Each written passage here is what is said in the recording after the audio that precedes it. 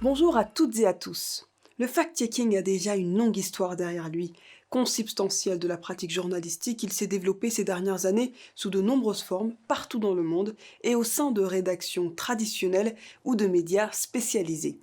Rempart contre les fake news et donc utile dans le combat pour une meilleure information de la population, il souffre également de l'image dégradée de la profession journalistique et de la crise du secteur de la presse qui frappe tous les continents et empêche le recrutement de nouveaux journalistes ou la formation des professionnels à de nouveaux outils.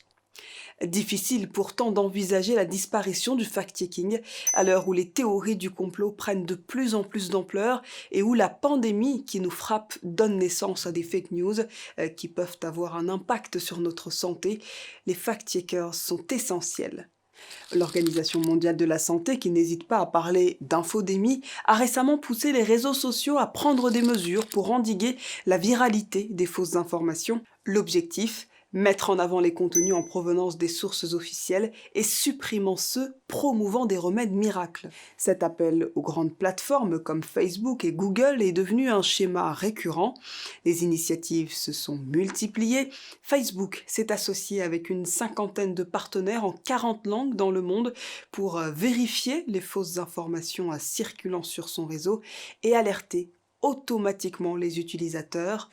WhatsApp tente également de son côté d'endiguer le flux de fausses informations sur sa messagerie, tandis que YouTube mise sur des algorithmes de détection automatique ou des suspensions de comptes, tout en continuant à promouvoir des vidéos complotistes dans ses recommandations.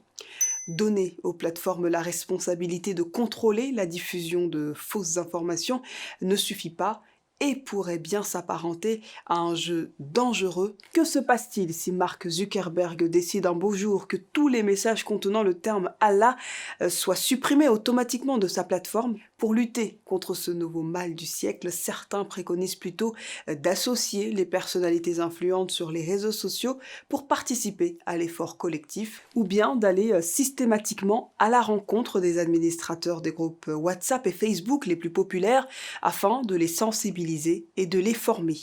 En attendant que ce travail colossal soit effectué et que les citoyens du monde entier soient mieux éduqués à la consommation d'informations, les fact-checkers vont devoir poursuivre leur travail de fourmi, même si celui-ci est difficile et que certains journalistes spécialisés évoquent une lassitude face aux attaques permanentes de militants convaincus sur les réseaux sociaux. Une autre piste explorée par le chercheur Tom Rezensiel pourrait s'avérer intéressante.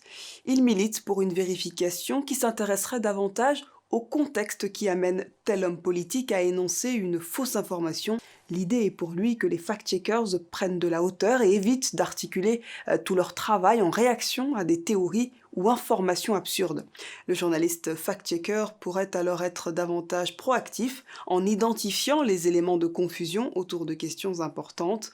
Un fact-checking qui reviendrait à l'un des fondamentaux du journalisme que l'on peut résumer par la phrase « Le contexte est roi, context is king ».